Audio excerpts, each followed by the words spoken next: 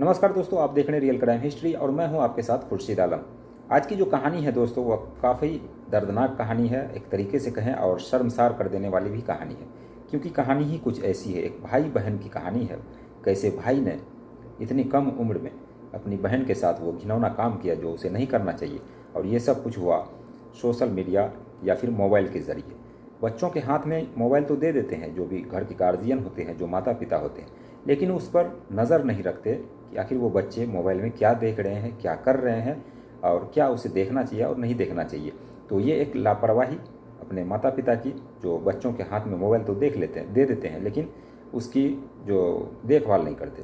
तो वही लापरवाही का नतीजा इस वीडियो में आपको सुनने को मिलेगा कि कैसे एक लड़के ने अपनी ही बहन के साथ वो सब कुछ कर दिया जो उसे नहीं करना चाहिए था।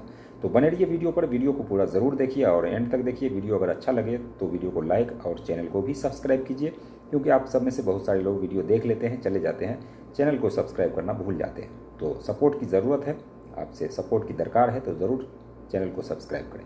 चलिए कहानी को शुरू करते हैं। कहानी 2018 की है।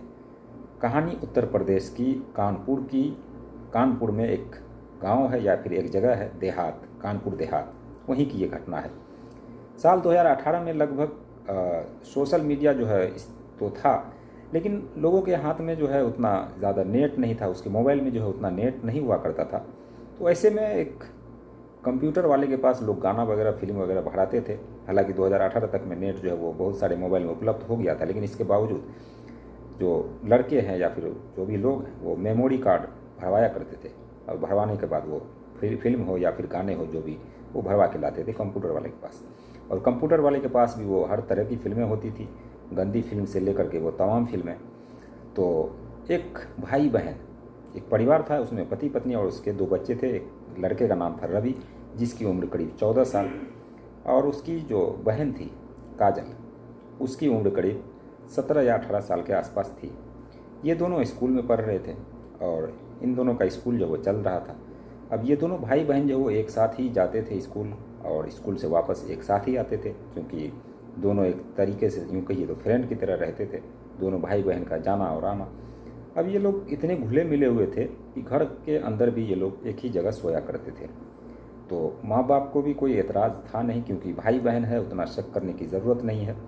तो इन दोनों ने ज़्यादा शक नहीं किया और भाई बहन को दोनों को एक साथ ही सोने दिया। अब ये लोग एक ही कमरे में सोते थे, रात भर अपना पढ़ाई करते थे, वो बहन अपने भाई को पढ़ाती थी। अब एक दिन ऐसा आता है कि ये जो रवि है, उसके पास जो मोबाइल था, उसने मोबाइल में गंदी फिल्में भरवा करके वो रख रखी थी, और ये जो काजल है, इस पर उसकी गंदी निगाहें था, यानी उसके खुद की बहन पर जो है वो गंदी निगाहें वो रखे हुआ था। एक दिन काजल जो है वो बाथरूम जाती है, बाथरूम में नहा रही होती है। नहा कर जब वो आ रही होती है तो वो टॉवेल लपेटे हुए होती है। ये रवि जो वो देख लेता है। देखने के बाद उसका जो अंदर से जो शैतानी हरकत था वो जाग उठता है। जागने के बाद वो उस वक्त कुछ भी नहीं करता और कुछ भी नहीं बोलता, बस वो देखता रहता है। जब काजल देखती है उसे तो रवि को कहती है कि क्या देख रहे हो, तो रवि जो है वो चौंक जाता है और कहता है कुछ भी नहीं। अब जब ये लोग पढ़ाई ख़त्म करके रात में सो रहे होते हैं, सोने के बाद कंबल के अंदर ये जो रवि होता है वो अपने मोबाइल में गंदी फिल्में निकालता है, वो देखना शुरू कर देता है। अब जब अंदर कंबल के अंदर जब मोबाइल की लाइट जल रही थी तो काजल ने देखा, उसकी जब आँख खुली तो उसने देखा कि रवि जागा हुआ है। उसने देखा कौन सी मूवी देख रहे हो, मुझे भी दिखाओ। तो रवि दिखाने से मना कर रहा था, मोबाइल को छुपा रहा था, लेकिन काजल जो हो ज़बरदस्ती उसके हाथ से मोबाइल ले लेती है। मोबाइल से जब काजल ने हाथ में लिया तो उसने देखा कि उस मोबाइल में वो गंदी फिल्में चल रही थी, ब्लू फिल्म चल रही थी। ये देखकर काजल भी दंग रह जाती है और वो अपने भाई को डांट लगाती है। लेकिन इसके बावजूद, क्योंकि काजल भी जो है अपने भाई के पास सो रही थी, तो अब जो रवि जो है वो सोड़ी वगैरह बोलने लगता है। बोलने के बाद रवि जो है वो अपने बहन काजल से लिपट जाता है और सोड़ी बोलने लगता है। काजल भी जो है उसे माफ़ कर देती है और कहती है ये सब गंदी चीज़ें नहीं देखनी चाहिए। अब जैसे ही रवि अपनी बहन के साथ, काजल के साथ वो लिपटता है, अब जो काजल है उसके अंदर भी वो शैतानी हरकत जो वो जाग उठती है। जागने के बाद अब ये लोग जो फिल्म, क्योंकि उसने भी देखी और उसने भी देखी, दोनों ने देख रखी थी, अब इन दोनों के मन में वही सवाल घूमने लगता है। घूमते घूमते कब जो है इन दोनों में रिलेशन बन जाता है ये पता ही नहीं चलता। अब रात में जब रिलेशन बनता है, सुबह जब होती है, दोनों जो वो नग्न थे। काजल अपने कपड़े संभालते हुए वो कपड़े पहनती है और जगती है। जगने के बाद फिर वो स्कूल जाती है। स्कूल का जाना और आना इस तरीके से लगा रहा। अब रात को हर रात रवि और काजल दोनों मिलकर ब्लू फिल्में देखा करते और देखने के बाद वो लोग रिलेशन बनाया करते। अब करीब 2 साल का वक्त बीत चुका था। काजल की उम्र जो है करीब 19-20 के आसपास हो चली थी। पढ़ाई भी लगभग कंप्लीट हो चली थी। अब इसके जो माता पिता है उसने सोचा क्यों ना इसकी शादी कर दें। ये लोग गांव से ही थोड़ी दूर पर एक लड़का जो है उसे मिल जाता है। ये लोग उस लड़के से काजल का रिश्ता तय कर देते हैं। काजल से जैसे ही रिश्ता तय होता है, अब रवि के ऊपर जो एक पहाड़ सा टूट पड़ता है, क्योंकि अब तक जो अपनी वो बहन के साथ जो भी कर रहा था अब वो उसे करने को नहीं मिलेगा। ये जो सुनकर रवि जो थोड़ा मायूस हो जाता है। काजल जो अपने भाई को समझाती है, अब कहती है कोई बात नहीं, तुम्हारी भी तो शादी होगी एक ना एक दिन, अभी तो मेरी शादी हो रही है, कोई बात नहीं, फिर भी तुम जो है वो मुझसे मिलने के लिए आ जाया करना और हम दोनों जो है वो एक रिलेशन बना लिया करेंगे। अब ये जो भाई बहन है इस तरीके से घुल मिल गए थे और एक तरीके से बॉयफ्रेंड और गर्लफ्रेंड की तरह ये लोग रह रहे थे रिलेशनशिप में।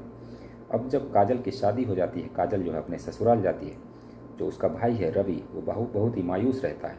कुछ दिन बीतते हैं, बात थोड़ी बहुत पुरानी होती है। उसके बाद काजल जब भी वो घर आती, अपने मैके आती, रवि कोई ना कोई बहाने से काजल के साथ उसके बदन को टच करता, छूता और अपनी ख्वाहिशें पूरी करता। लेकिन ये ख्वाहिशें जो है वो ख़त्म होने का नाम नहीं ले रहा था। अब काजल अपने ससुराल में रहने लगी। अब रवि को बहुत ज़्यादा याद आया करती थी। काजल अपने भाई से जो बात किया करती थी, कई घंटों तक इसकी बात चलती थी। अब रवि को ये चीज़ बर्दाश्त नहीं हो रही थी। रवि ने कहा मैं तुम्हारे पास आना चाहता हूँ। काजल ने कहा ठीक है। उसने अपने पति से बात की और रवि को अपने घर बुला लिया। रवि वहाँ जाता है काजल के साथ, दिन भर वो जो भी होता है वो करता है और वहीं पर रहता है कुछ दिनों तक। लेकिन उसके बाद क्योंकि रवि की पढ़ाई चल रही थी, उसे फिर घर आना होता है। घर आता है, घर आने के बाद फिर 2-4 दिन बाद वो अपनी बहन से मिलने चला जाया करता था दिन में, क्योंकि दिन में उसका जो पति है वो ड्यूटी पे चला जाया करता था, यानी काम करने के लिए चला जाया करता था। तो रवि जो है दिन में जाता, मौका देख करके और अपनी बहन काजल के साथ वो दिन भर वो सारी चीज़ें करता, सारी हदें पार करता जो उसे नहीं करना चाहिए। अब इस तरीके से सिलसिला जब चलता रहा, रवि का आना जाना जो कुछ ज़्यादा ही काजल के घर हुआ करता था। तो जो काजल के सास ससुर है वो भी कहते थे कि ये लड़का पढ़ता लिखता नहीं है, यहीं पर रहता है। तो काजल जो कह देती थी कि हम दोनों एक साथ रहें, इसलिए उसका मन नहीं लगता रहता है, इसलिए वो मिलने के लिए आ जाया करता है। लेकिन उसके जो काजल के जो सास ससुर थे उन दोनों को शक होता है कि कहीं ना कहीं इन दोनों के बीच कोई रिलेशन तो नहीं है। अब इस बात की ये लोग छानबीन करने लगते हैं। एक दिन जो है ये रवि को फ़ोन करके बुलाती है काजल अपने घर और उसके साथ वो रिलेशन बना रही होती है। तो जो उस काजल के सास ससुर हैं वो अपने बेटे को फ़ोन करता है, यानी काजल के पति को फ़ोन करता है। फ़ोन करने के बाद उसको फ़ौरन ड्यूटी पर से वापस बुला लेता है और कहता है घर का दरवाज़ा खोलो। घर का दरवाज़ा जैसे ही खोलता है, देखता है रवि और काजल दोनों नग्न अवस्था में एक दूसरे में लिप्त पड़े हुए थे। अब ये देखकर जो उसका पति है उसका खून खौल जाता है और वहीं पर कुछ रॉड या फिर कोई हथियार रखा हुआ होता है, उसी से दोनों के ऊपर एक के बाद एक वार करता रहता है जब तक कि वो दम नहीं तोड़ देता। अब ये दोनों को मारने के बाद अब ये दोनों तो मर गए। अब इसका जो काजल का जो पति है वहाँ से तुरंत फरार हो जाता है। फरार होने के बाद आसपास के लोगों को पता लगती है। आसपास के लोग जब जुटते हैं, भीड़ इकट्ठा होती है, देखते हैं कि 2 लाश जो वो पड़ी हुई है। अब ये लोग पुलिस को फ़ोन कर देते हैं। पुलिस वाले आते हैं, उस लाश को कब्जे में लेकर उसको पोस्टमार्टम के लिए भेज देते हैं। अब इसके जो पति है, काजल के पति, उसकी तलाश जारी रहती है। 2-3 दिन के बाद, कड़ी मुशक्क़त के बाद उसका पति भी गिरफ्तार हो जाता है। गिरफ्तार होने के बाद जब उससे पूछा जाता है कि आखिर तुमने इसको क्यों मारा, तो उस काजल का जो पति है वो बताता है कि ये दोनों भाई बहन तो थे, लेकिन इन दोनों का नाजायज़ रिश्ता चल रहा था, इसलिए मैंने अपनी आँखों से देखा और मुझे बर्दाश्त नहीं हुआ। पता नहीं कब मुझसे कत्ल हो गया, ये मुझे पता ही नहीं चला। इस तरीके से इस घटना को अंजाम दिया गया। जो भाई बहन थोड़े से शौक़ के लिए, थोड़ी सी अपनी खुशी को पूरा करने के लिए अपनी जान जो है वो खुद गंवा बैठे और ये जो काजल का घर है वो पूरी तरीके से बर्बाद हो गया। काजल का जो मायका था वो भी बर्बाद हो गया, एक भाई की वजह से, भाई की खुशी की वजह से या फिर बहन की खुशी की वजह से। इस तरीके से इस घटना को अंजाम दिया गया। काजल के जो पति है उसको जेल भेज दिया गया और उस पर कई धारा लगाने के बाद उसे जेल के अंदर डाल दिया गया। तो ये थी एक कहानी जो मुझे लगा आप सभी को सुनानी चाहिए। और जो भाई बहन का रिश्ता होता है वो बड़ा ही प्यारा होता है और भाई जो है वो अपने बहन के लिए बहन से राखी बंधवाती है, इसीलिए कि वो उसकी रक्षा करेगा लेकिन वही भाई जब रक्षक नहीं भक्षक बन जाए तो कहीं ना कहीं रिश्ता जो वो शर्मसार हो जाता है। तो ये थी एक कहानी। आपको कहानी कैसी लगी कमेंट सेक्शन में ज़रूर बताइएगा।